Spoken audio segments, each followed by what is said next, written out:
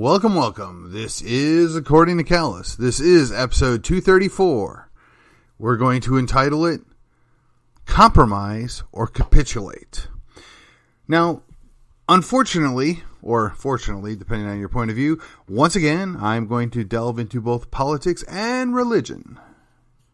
The two so-called forbidden things at the dinner table, and often laughed at by the late, great Irwin Baxter. If you don't know who that is, you need to check out his show. It was quite informative back in the day. In any case, so I have two examples. So, I've talked multiple times about how, especially lately, but this has been going on for a century at least, the American church, and by the American church, I just mean churches in America, in any church for that matter, but we're going to use specifically the churches in America. They decide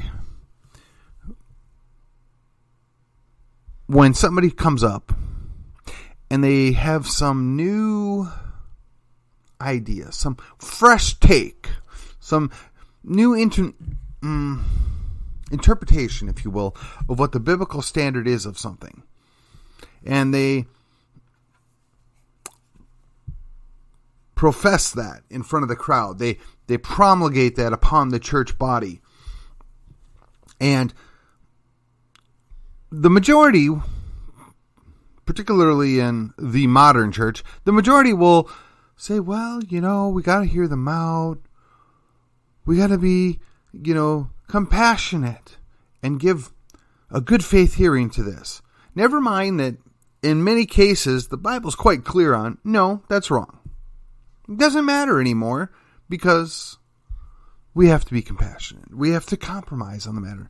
Well, no, I would like to see them go try that in, an Islamic temple. I'd like to see them go do that.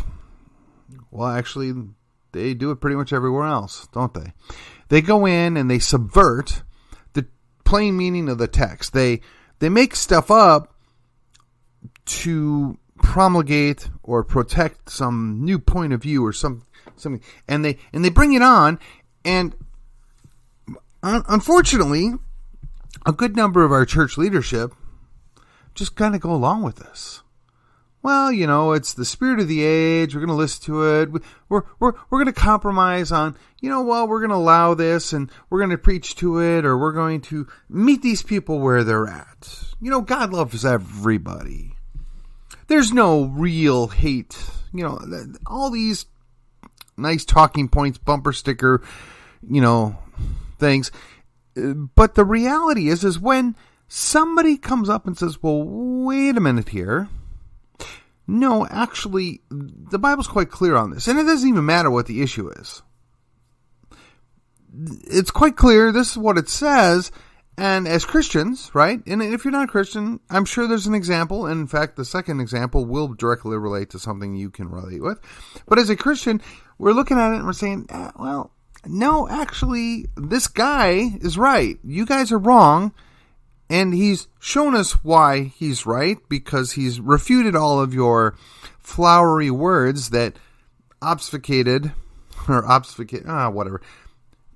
All those flowery words that confused the matter, that dusted up and covered over what the clear meaning was. The inversion has been called out, and now the person that's being faithful and is speaking the truth is the one that's derided as being the problem. The one that's being called divisive. The one that's being called intolerant, hateful, whatever your pejorative is, that's the one that suffers when they're being true to the text. We see the same thing when it comes to constitutional issues, right? Some court will find there's a right here that we never saw before. Or they'll say, no, actually you don't have that right even though it's existed for 100 years. It doesn't matter. It happens all the time. And so now that, I'm refreshing your memory on the things I've said about the church, right? And perhaps you're one of the ones that thinks we need to compromise, that we need to just kind of go along to get along. We're just going to preach that love stuff, and he wants to save everybody. Oh, everybody gets to go to heaven. It's just one way. Every path. Well, no, actually, that's not what biblical Christianity teaches. Now, if you want to go to a Unitarian Universalist church, that's your choice. Go for it. I'm not going to tell you not to. I'm going to tell you you're wrong, but you didn't ask me. So let's bring this over to politics. As some of you may be aware, in Collin County, we censured our sitting U.S. Senator John Cornyn. And the reason why we censured him is because he violated our principles, and quite frankly, he supports laws that violate the Constitution. The Constitution's quite clear on things, as are our principles in the Republican Party platform.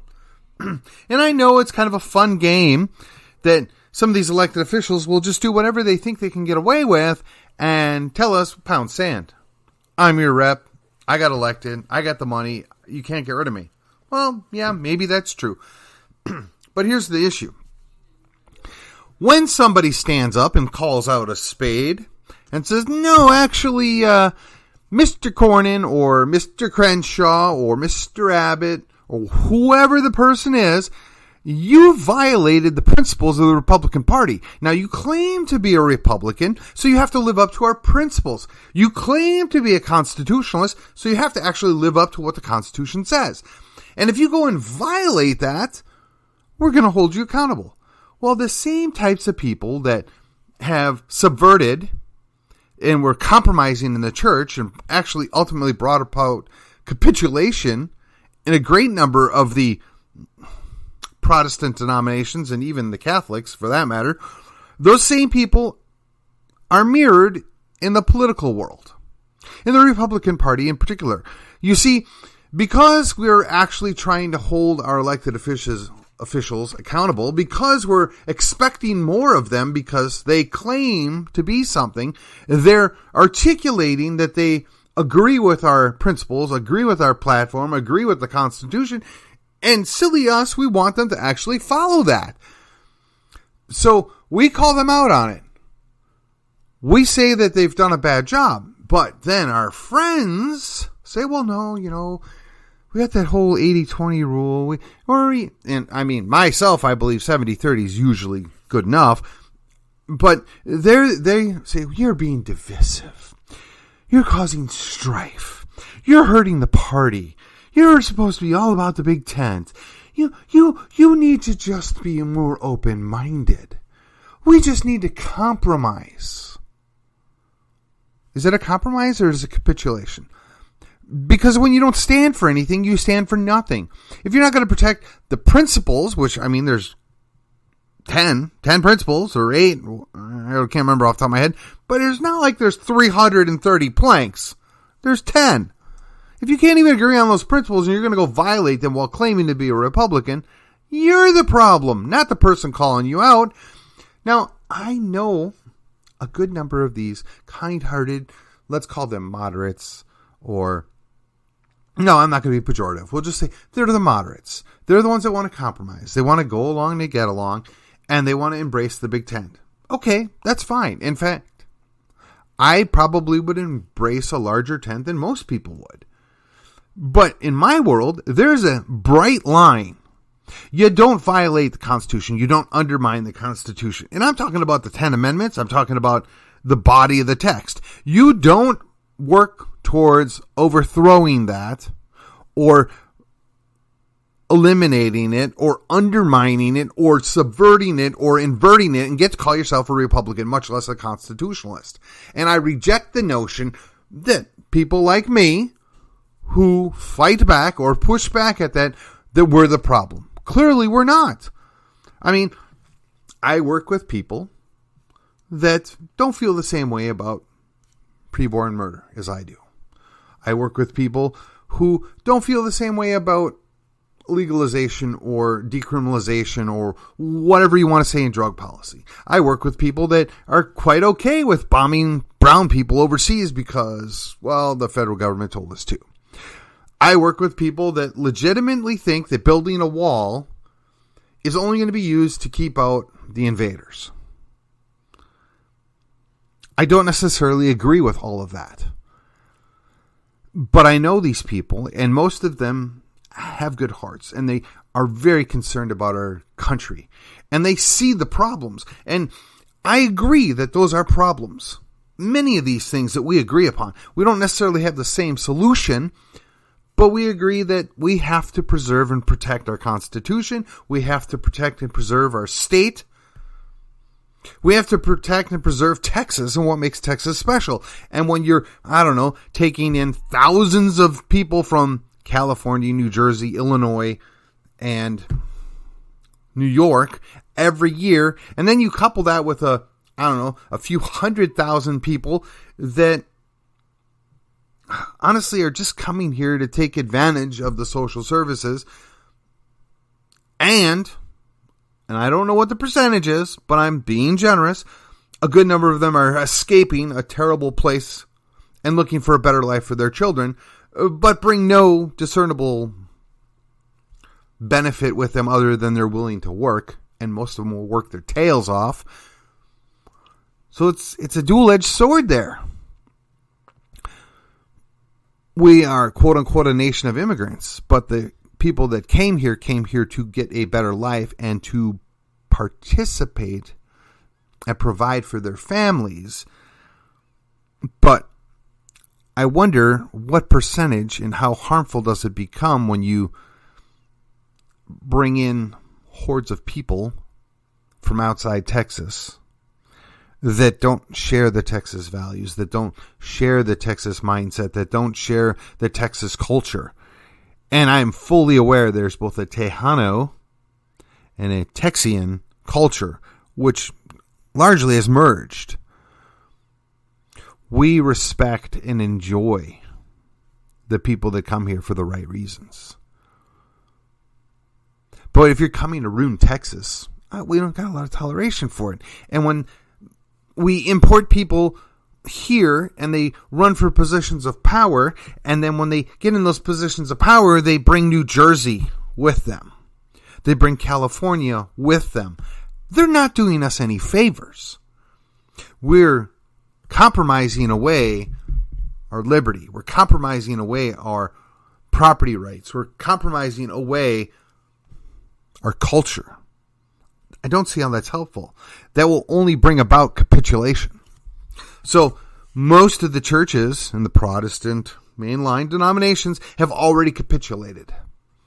A good amount of the Republican Party leadership has already capitulated. Indeed, I would say most of the National Republican Party, quite frankly, is no different than what the Democrat Party was 20 years ago. And that's not a compliment.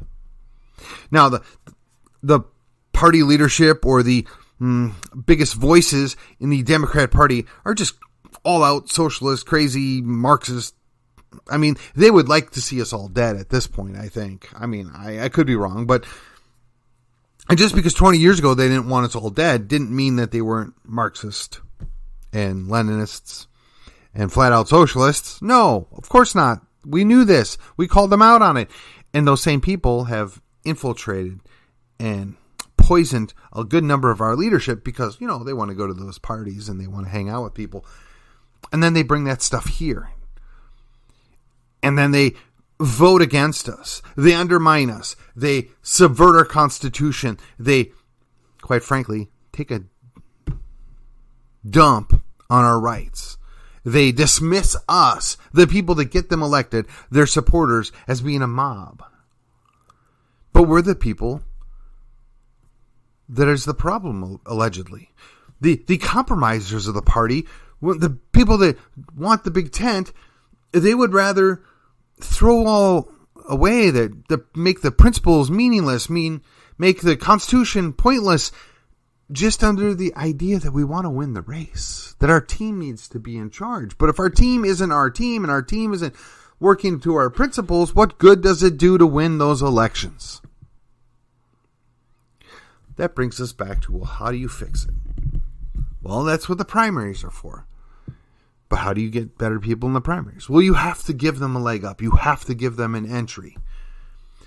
So if you're not always compromising away everything, indeed, if you avoid the capitulation and you hold these people accountable and you say, no,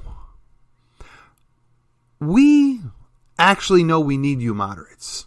We want to work with you moderates. We know that we don't agree on these couple issues. Or maybe there's that even the 30% threshold that we just don't quite agree on these things. But they're small potato issues. These are lesser concerns. On the 70% we agree on, we're all in lockstep. And all the bright line, red line things that we just can't disagree on, or we're tossing each other out, we get along on those. We're on the same page. Maybe not the same sentence, but the same page.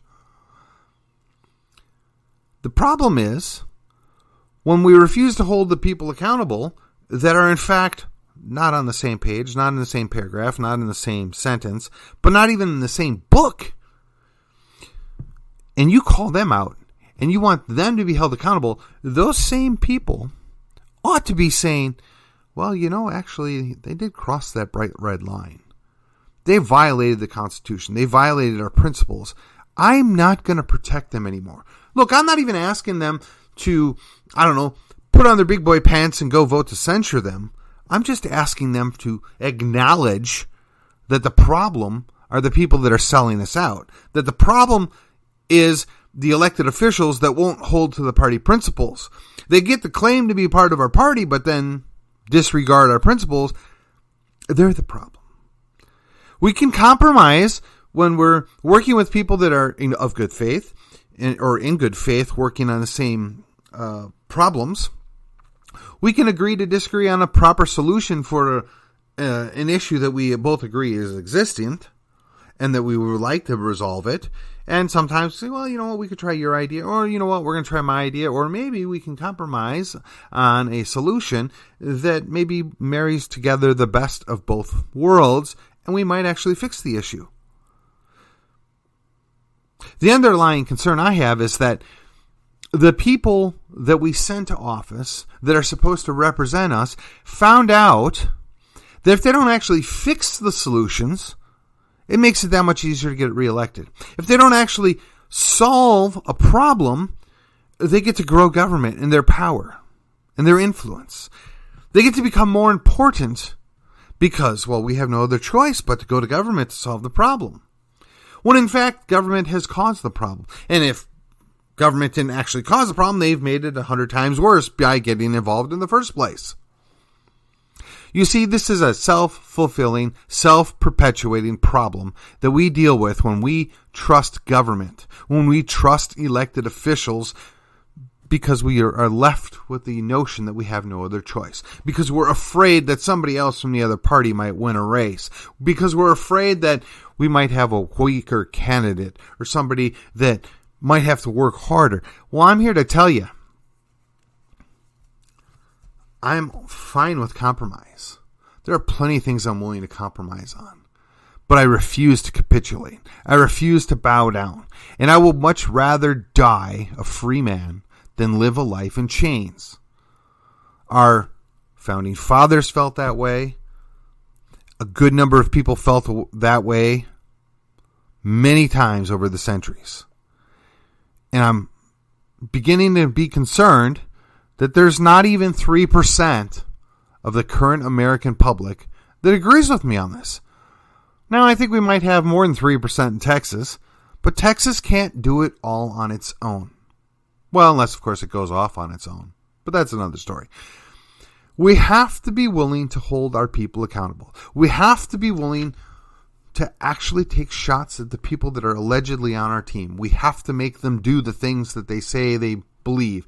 We have to make them, follow the rules.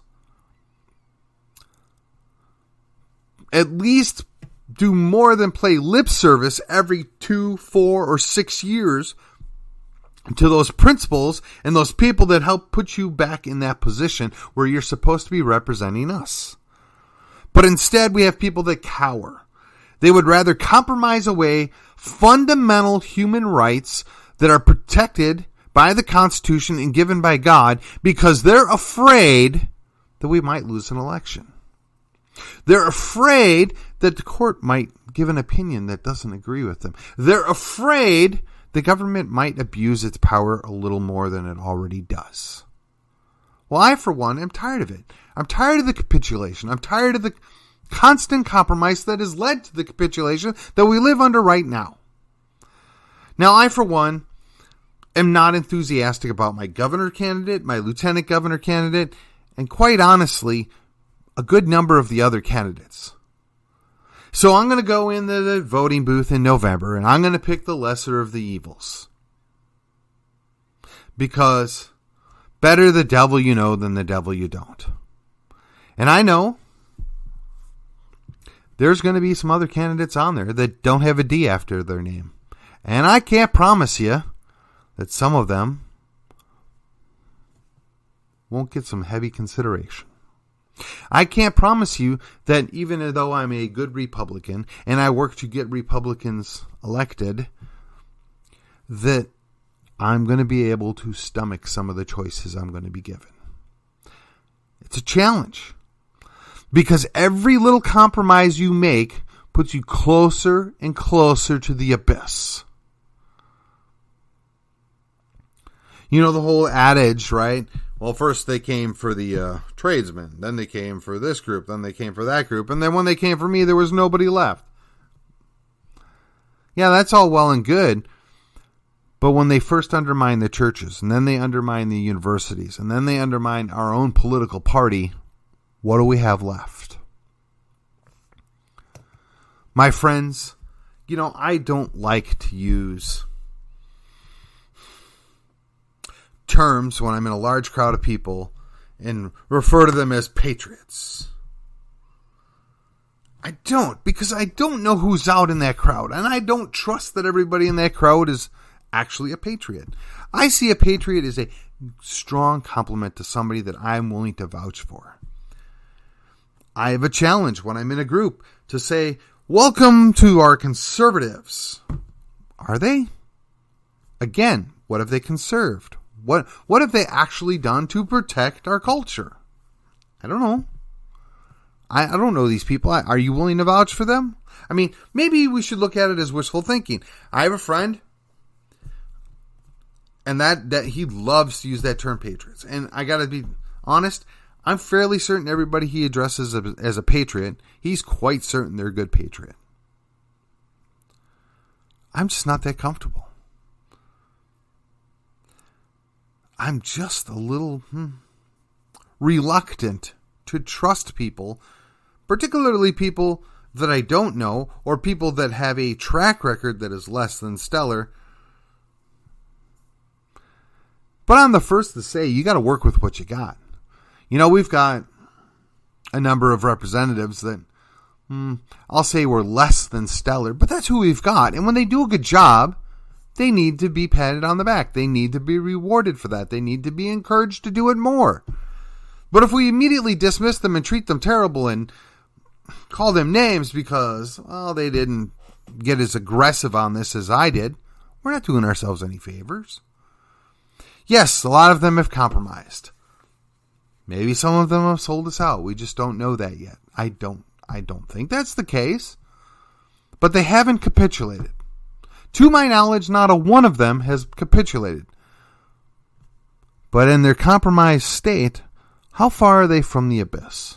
I don't know. You don't know. The only way we can keep them out of the abyss is to put your hand out and say, hey, Mr. Representative, hey, Miss Senator, or Mrs. Senator, hey, Mr. or Miss House Representative or whatever.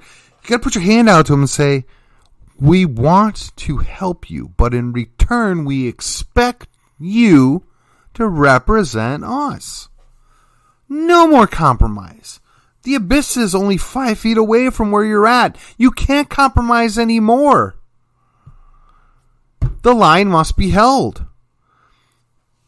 And because I'm not a football guy, I'm going to tread lightly here. Consider our opponents are in the red zone. And we have to defend the goal line. Everything rests on holding the line. You can't compromise another inch. That compromise brings about the capitulation and the utter catastrophe of a loss that may not be recoverable. Every election for the last 10 years is called the most important election ever. Yeah, maybe that's true, maybe it's not. But every action from this point forward that surrenders our rights, that surrenders our liberty, that violates private property, that violates the Constitution, that is abhorrent to our own principles, that's the problem. We can't tolerate it. Compromise is fine when you compromise from a position of strength. But the Republicans don't seem to get that. They don't seem to be willing to do that. And ostensibly, our senior U.S. Senator, who ought to know better, who ought to be better, has capitulated on multiple things for reasons that I just don't comprehend. Now maybe, just maybe, he's counting on the fact that SCOTUS might issue an opinion that says the law that they're going to pass is in fact violative of the Constitution, which I believe to be the case. But then why would you sign off on that? Why would you be okay with that? Why would you put your reputation on the line for that?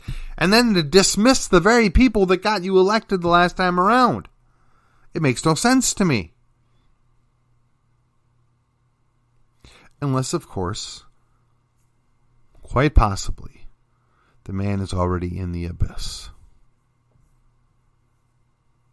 And that's a scary thought. Well, my friends, that's it. Compromise or capitulation. We talked about religion. We talked about politics. It's always relevant to you because remember, you may not be interested in politics, but politics is definitely interested in you. You could think government is stupid, but government really cares about you. And they're going to put their fingers into every bit of your life that you will tolerate. With that, this is According to Callus. This was episode 234. And if you thought this was worth your time, please like, share, comment, subscribe. Let your friends know that we're out here. We're coming out of Calhoun County, McKinney, Texas, as often as we can. Thanks. Have a good night.